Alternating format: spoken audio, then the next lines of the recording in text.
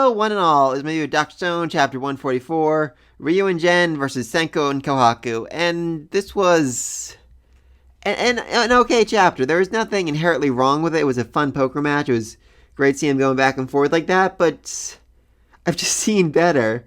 You know, Jen was good in this chapter, but nowhere near as amazing as he was when he was manipulating Mozu in that life or death battle a few chapters back. And in terms of poker matches, well, anyone who's ever seen the third series of JoJo's Bizarre Adventures knows exactly what I'm talking about. There is a poker match in there that still gives me chills to this day, years later. It is just something so utterly intense that I literally had goosebumps the entire episode.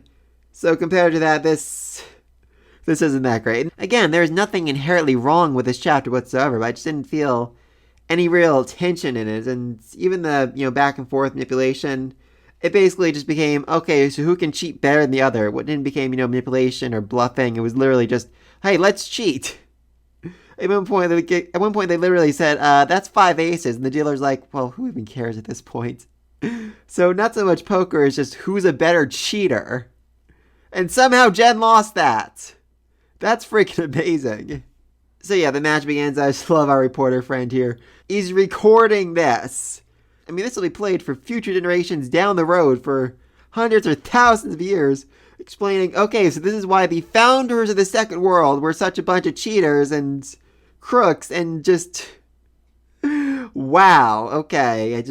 I cannot begin to fathom the kind of world that we formed where this is how we see our founders. And you gotta love that everyone is actually placing bets on this match. Yo is like, alright, I'm betting everything I have that Ryu is gonna win. Junior is betting the tiny sum he has.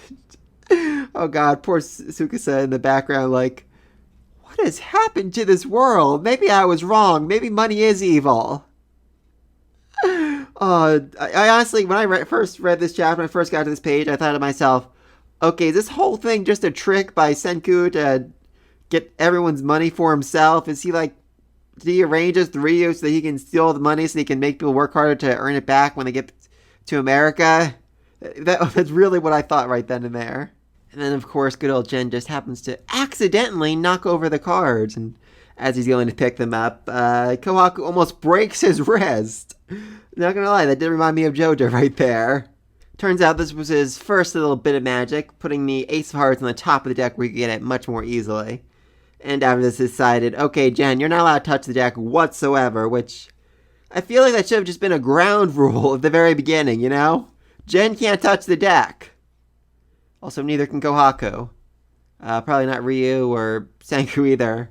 I mean, they have a dealer. Can't the dealer... Isn't that like a whole rule of poker? You're not supposed to touch the cards directly. The dealer's supposed to touch them. At least that's how the way it is in blackjack, I think. I have not spent a lot of time in casinos. Well, I have, just not on the card table. And I do just love this moment here where Senku and Ryu are looking at each other so intensely. Senku's like, I literally cannot tell if this man is bluffing or not because he's literally just so extra in everything he does. Oh, that was perfect. And then Jen cheats once again by pouring sugar on the cards, which shouldn't be an issue because he can't actually touch the cards until he notices he has a beetle hidden in his sleeve. Where did he find a beetle? Did he bring the beetle on the ship with him, knowing at some point there would be an epic poker match he needed to cheat his way out of? Is there like a collection of beetles they brought for extra protein? Why do you have a beetle, Jen? Is that your pet? I have so many questions about the beetle who can also talk. And says, you found me, and right when I found something sweet. So yeah, his plan was literally just to put his sleeve near the card, and as soon as the beetle started reacting, he'd be like, alright, that's a sweet smelling card. That's one of the good ones. That's insane. But even this, every step of that was just one big distraction so Jen and Kohaku's godlike eyes and literally everyone else would look at the deck instead of looking at Ryu's hand. And, you know, it's interesting, but all of Ryu's cards just happened to be flipped around. I wonder how that happened. So Ryu's all in, and even good old Okio has to admit, okay, Senku, you gotta fold. You have no chance of winning right here.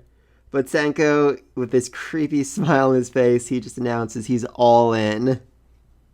I freaking love it. And just the order he gives to Gohaku: second, fifth from the top, second from the bottom.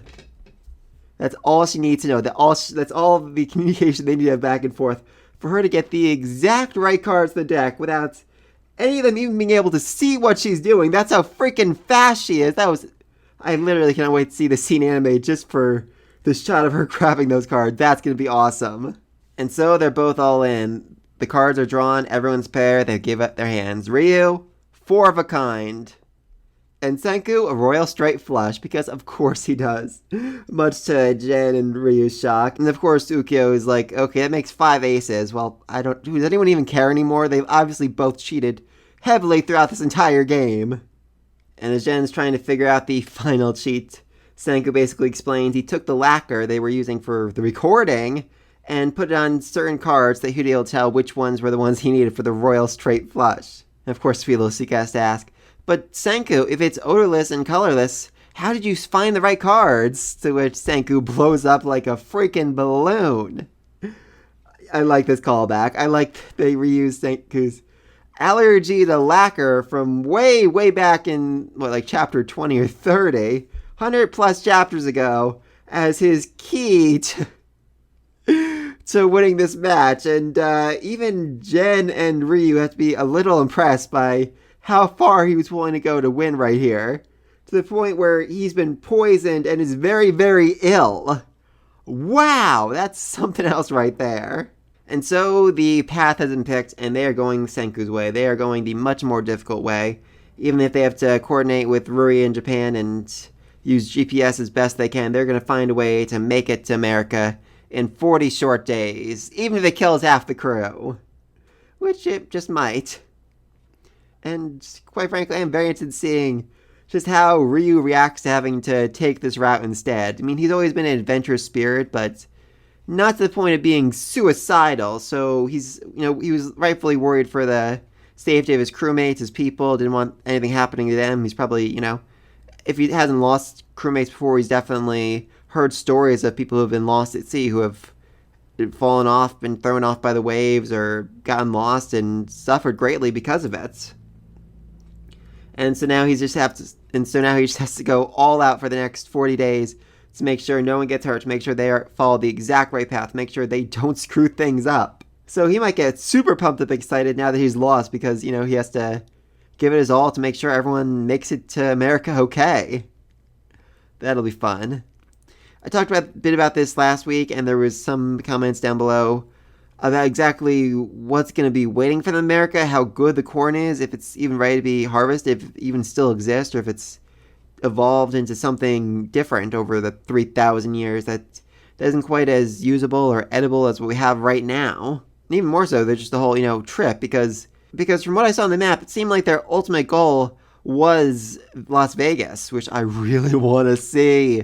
I don't know what would still be standing after 3,000 years, but I really want to see it. But getting, from California to Vegas is a very long endeavor. I mean, I've read Grapes of Wrath. I know how absolutely horrible it was to go from, the plains to California.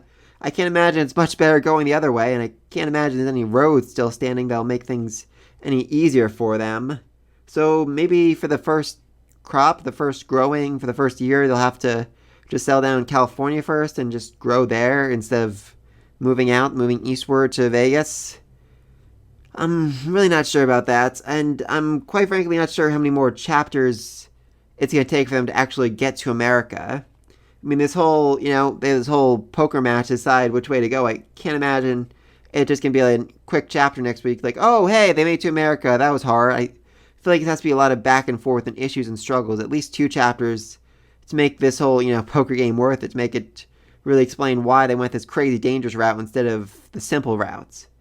I said before, I thought Ryu might have heard or lost someone at some point in a dangerous maneuver like this, and that's why he was hesitant, and he preferred the 70 days instead of the 40 days. I was hoping to get some of that backstory, but maybe next week he'll talk about who he's lost in the past, talk about why he was so unwilling to go for the shorter route instead. That'd definitely be interesting, but let me think this down below. When the frig are they going to make it to America? what's going to be waiting for them there. How is the 40-day route going to go for them? How much are they going to struggle because of it? And are they going to get mad at Senku for picking it instead of just going with the 70-day route? Leave me all down below. Be sure to like, subscribe for the next video. And just before I sign off, I know things are really crazy out there in the world right now, so I'm just wishing you all good luck surviving this. Wash your hands frequently, avoid people, don't go out unless you have to.